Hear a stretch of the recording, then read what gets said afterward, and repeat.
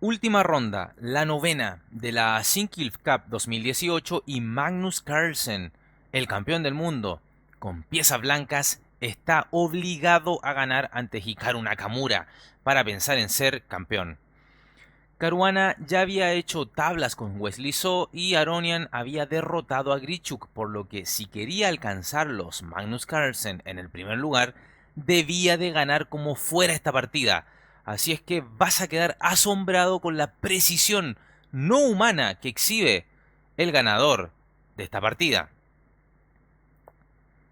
Inicia Magnus Carlsen con caballo F3, responde Hikaru Nakamura con caballo F6, D4, E6, C4, D5, caballo C3, alfil E7 y tenemos un gambito de dama declinado, algo muy usual en Hikaru Nakamura con piezas negras. Alfil F4, enroque, E3, B6 y alfil D3. Y si bien acá es común jugar un C5 ahora por parte de las negras, estas deciden simplificar algo la posición y hacer desaparecer al alfil de D3 de las blancas que apunta al enroque, por lo que Nakamura entonces jugó aquí D por C4 y luego de alfil por C4, alfil A6 y ya no existiría entonces un alfil de las blancas atacando la posición del monarca de Nakamura, así es que el jugador de negras podrá sentirse satisfecho con este logro. Dama E2, alfil por C4, dama por C4, C5, D por C5 y aquí B por C5. Y esta captura es interesante puesto que parecía que capturar con el alfil luciría más natural.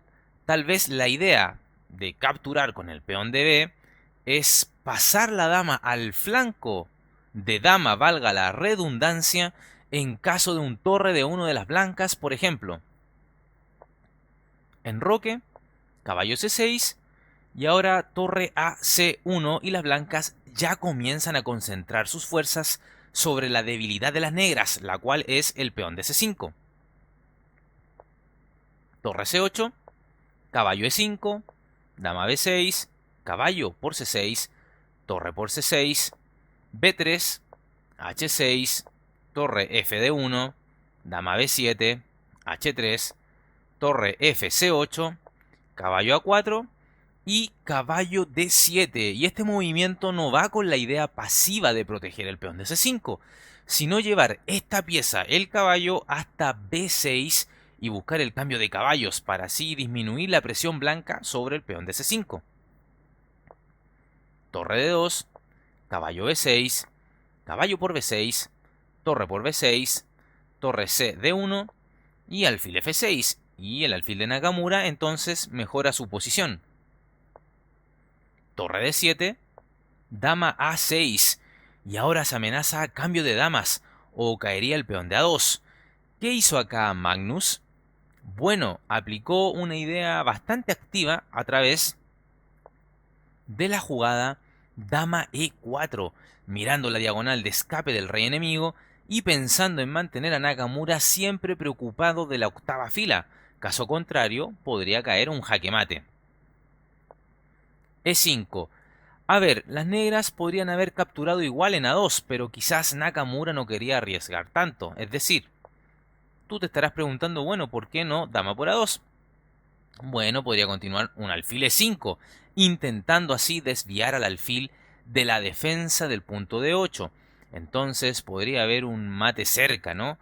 Pero la defensa correcta para las negras en una situación como esta sería torre B4 atacando a la dama y tras un dama F3 vendría un alfil por E5, pero dama por F7 jaque, rey H7 y seguiría un dama por E6 y esta era la secuencia que sugería la computadora en caso de dama por A2 por parte de las negras.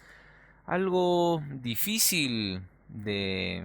no sé, algo difícil de decidir, ¿no? De poder jugarlo, tanto para las blancas como para las negras. Así es que es algo muy, pero muy bravo aquí de poder interpretar. Era lo que sugería la computadora. Pero bueno, Nakamura juega E5, que tampoco es una mala jugada. Y aquí Carlsen juega alfil por h6. Sacrificio de alfil, por supuesto. Pero aquí Nakamura pensó bastante, unos 15-20 minutos, y decidió jugar torre e8. Y te preguntarás, ¿qué pasaba si se capturaba el alfil de h6? Ok, te lo explico. A un g por h6, fíjate cómo se mueve el termómetro, seguiría una secuencia bastante sencilla, una secuencia táctica, y sería torre por f7, preparando dama h7 con jaque mate, por lo que las negras deben comer esta torre en f7, sí o sí. Rey por f7, pero aquí continuaría dama h7 jaque, ya rey e8, torre d7 con un mate inminente en f7. O bueno, más bien las negras deberían impedirlo jugando algo como dama c4, pero esta dama se capturaría simplemente con un b por c4 y sería muerte en pocas para las negras, de igual manera. Así es que fíjate tú lo complejo que era comer el alfil, de hecho era malísimo. G por h6, así es que Nakamura encuentra una defensa, juega torre e8. Aparentemente tendría un peón menos, pero el peón de a2 siempre está cayendo. La partida continuó con dama g4, dama por a2 y ahora e4 para que el alfil pueda volver. Así es que es una jugada bastante interesante de Magnus. Y además, si te fijas, el peón de e4 está impidiendo que el peón de e5 avance y por lo tanto el alfil de las negras está bien encerrado en la posición de la casilla f6. Ok. Nakamura tras este e4 juega dama por b3 y vemos como el jugador de negras tiene un peón de más en esta partida, pero las blancas cuentan como compensación con dos torres bien coordinadas y dobladas en una columna central. Además, el peón c5 sigue siendo muy débil, así que ahora Magnus apunta hacia él y juega alfil e3. La partida continuó con torre b7 y ahora torre 7 de 6, amenazando un torre por f6. Fíjate que el peón de g7 está clavado por el efecto de la dama en g4. Así es que ojo con esa amenaza. Nakamura juega alfil e7. Continuó torre 6 de 5, tocando al peón de c5 y al peón de e5. Por lo que Nakamura juega alfil f8, protegiendo a su peón de e5 y concediendo entonces el peón de c5. Magnus juega alfil por c5. Y ahora se vienen una serie de movimientos que llevarán esta posición a ser una igualada. Alfil por c5, torre por c5, dama e6, buscando cambio de damas. Magnus quiere iniciativa, juega dama e2, torre d7, torre por d7, dama por d7, torre d5, dama c7, dama d2, torre a8, defendiendo su peón de a7, debido a la amenaza blanca de jugar torre d7. Además, esta torre desde a8 puede empujar al peón de a hasta, quién sabe, una posible coronación. Ok, Magnus continúa con su idea, torre d7, y ahora dama c4, que es una defensa activa de su peón de f7, y a la vez ataca al peón de 4. Así es que Magnus protege su peón, juega f3, dama c5 jaque, rey h2, dama c6, torre d6, dama c5, torre a6 y dama e7. Y acá seguiremos viendo una serie de jugadas muy precisas por parte de ambos. Dama e3, tocando también en a7, mantiene ahí todo fijo sobre ese pobre peón de las negras. Rey h7, rey g3, dama b7, atacando a la torre, dama a3, f6, rey h2, dama c7, dama a1, dama b7, dama 5, dama d7, dama a2, dama e7, dama f2, dama b7, dama 2, dama e7, dama d5, torre b8, dama 5, torre b7, dama e1, dama d7, dama h4 jaque, rey g8, dama f2, dama f7, dama 2, dama por a2, torre por a2, rey h7, torre a6, rey g6, h4, rey h5, rey h3, torre f7, g4 jaque, rey h6 y rey g3. Y pareciera ser que esto es tablas y no hay nada más que hacer. Pero a Magnus le gusta apretar y apretar, asfixiar a sus rivales y esperar a que alguno cometa un error. Bueno, Nakamura justamente es que ahora falla y juega G5, y esto se constituye en el error que decide la partida.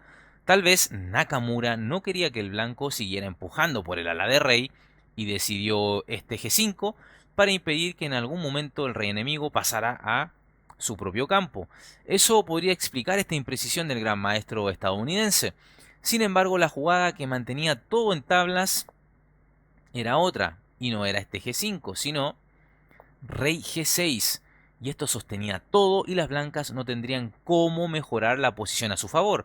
Por ejemplo, si ahora H5, entonces simplemente rey G5. Y si por ejemplo G5, entonces seguiría rey H5 y se sostiene absolutamente todo.